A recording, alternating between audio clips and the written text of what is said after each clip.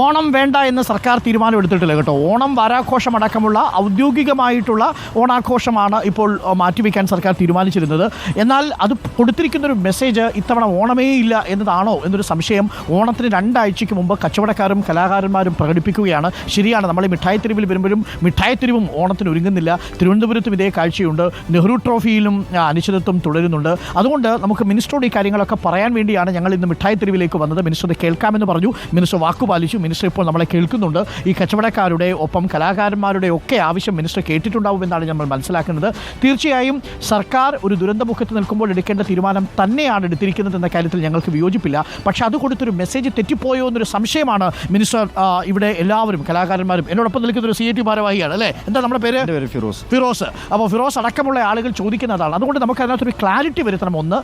2, Nehru trophy വള്ളംകളി. ഇന്നിപ്പോൾ ഞങ്ങൾ പുന്നമടയിലും ഞങ്ങളുടെ പ്രതിനിധി ഉണ്ടായിരുന്നു. അവരുടെ പ്രതികരണങ്ങളൊക്കെ കേട്ടു. കോഴിക്കോട്ടുകാരും ഈ നെഹ്റു ട്രോഫിക്ക് ഐക്യദാർഢ്യം പ്രകടിപ്പിച്ചിട്ടുണ്ട്. എനിക്കൊന്ന് മിനിസ്റ്ററും ഇന്ന് ഐക്യദാർഢ്യം പ്രകടിപ്പിക്കുമെന്ന് മനസ്സിലാക്കുന്നു. Very good morning minister.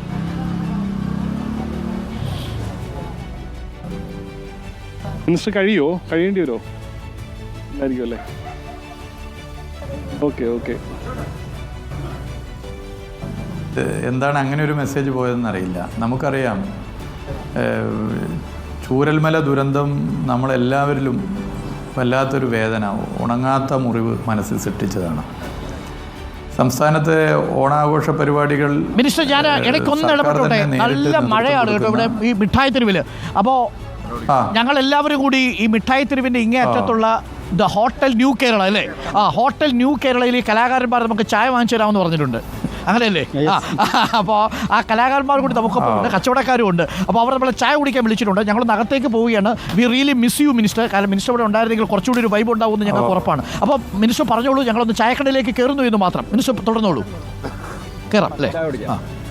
Okay. അപ്പോൾ ഈ തലസ്ഥാനത്തെ ഓണാഘോഷത്തിൻ്റെ തയ്യാറെടുപ്പ് മാസങ്ങൾക്ക് മുമ്പാണ് നടത്തുക.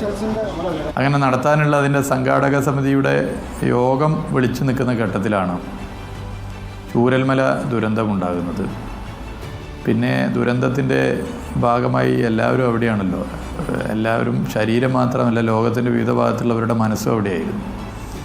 അപ്പം അങ്ങനെ നിൽക്കുന്ന ഘട്ടത്തിൽ പിന്നെ ഓണാഘോഷത്തെക്കുറിച്ച് നമുക്ക് എന്തായാലും ആലോചിക്കാനാകില്ല. ജനങ്ങളിൽ മഹാഭൂരിപക്ഷവും സംസ്ഥാന സർക്കാരിൻ്റെ ഓണാഘോഷ പരിപാടി നടത്തുന്നത് ഉചിതമല്ല എന്നുള്ള അഭിപ്രായമാണ് പറയുക. അതുകൊണ്ടാണ് സംസ്ഥാന സർക്കാർ സംഘടിപ്പിക്കുന്ന, സംസ്ഥാന സർക്കാരിൻ്റെ ഫണ്ടിങ്ങോടുകൂടി നടത്തുന്ന ഓണാഘോഷ പരിപാടികൾ നടത്തേണ്ടതില്ല എന്ന് തീരുമാനമെടുത്തത്.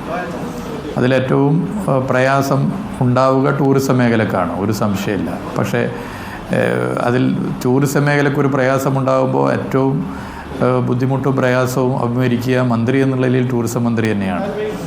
പക്ഷേ ഇങ്ങനെയൊരു പ്രത്യേക ഘട്ടത്തിലൊരു തീരുമാനം, ആ തീരുമാനത്തോടൊപ്പം നിലകൊള്ളേണ്ട അനിവാര്യമാണ്. നാടും ആഗ്രഹിക്കുന്നതാണ്. സർക്കാർ ഇപ്പോൾ പണം ചെലവഴിച്ചുകൊണ്ട് ഒരു ഓണാഘോഷ പരിപാടി നടത്തുന്നത് ശരിയല്ല എന്ന നിലപാടാണ്. എന്നാൽ മുഖ്യമന്ത്രി തന്നെ വ്യക്തമാക്കിയിട്ടുണ്ട്, ഓണാഘോഷം അവിടെ ഇല്ലാതാവുന്നില്ല.